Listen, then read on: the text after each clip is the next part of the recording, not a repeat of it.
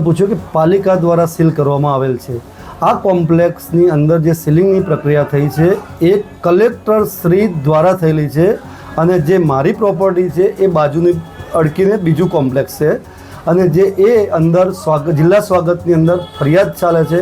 આ કોમ્પ્લેક્સ છેલ્લા 5 વર્ષથી બની રહ્યું છે અને એને જિલ્લા સ્વાગતની અંદર છેલ્લા 2 વર્ષથી એનો કેસ ચાલી રહ્યો છે અને એના અનુસંધાનમાં જે તે સીલિંગની પ્રક્રિયા થઈ હતી એ બાજુમાં જે નવું બિલ્ડિંગ બનાવ્યું છે એમાં થઈ છે। જે મારા પર જે આક્ષેપ લગાડવામાં આવે છે બિલકુલ પાયાવિહોણો છે, કારણ કે આ સોદો મેં 20/2/2024 4/10/2024ના રોજ આ સોદો કરેલો હતો અને મેં મારા વાઈફ જે ટીચર છે એમના એકાઉન્ટમાંથી જાગૃતિબેન સોમાભાઈ પટેલના એકાઉન્ટમાંથી એ વખતે 5 લાખ રૂપિયાનો ચેક આપ્યો હતો।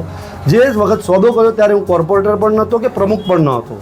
મિત્રો, હું તમને 2 હાથ જોડીને લુણાવાડા નગરજનોને વિનંતી કરું છું કે આવી કોઈ પણ અફવામાં ના આવશો અને આ પાયાવિહોણા આક્ષેપોને તમે યોગ્યતાથી ચકાસજો। પાર્કિંગના અભાવના કારણે જે કોમ્પ્લેક્સને સીલ મારવામાં આવ્યું હતું તેમાં જ મહીસાગર લુણાવાડા નગરપાલિકાના પ્રમુખ કીર્તિ પટેલે પ્રોપર્ટી ખરીદીને રાખી હોવાની વાત સમાચારોમાં વહેતી થઈ હતી। આ વાત જ્યારે વહેતી થઈ ત્યારે પ્રશ્ન ઉઠ્યો હતો કે કોમ્પ્લેક્સ વિવાદમાં હોવાની જાણ ખુદ પાલિકા પ્રમુખને ના હોય તો આ પ્રશ્નને લઈને તેઓએ જે સ્પષ્ટતા કરી છે તે તમે આ વિડીયોની શરૂઆતમાં સાંભળ્યું।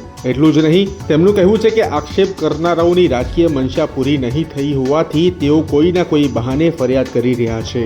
ઉલ્લેખનીય છે કે કીર્તિ પટેલ વિરુદ્ધ ભાજપના જ 11 સભ્યોએ ભ્રષ્ટાચારનો આરોપ લગાવ્યો છે, જેને લઈને વિજિલન્સ તપાસ થઈ છે। તો હવે આ મામલે આગળ શું થાય છે તે જોવાનું રહ્યું।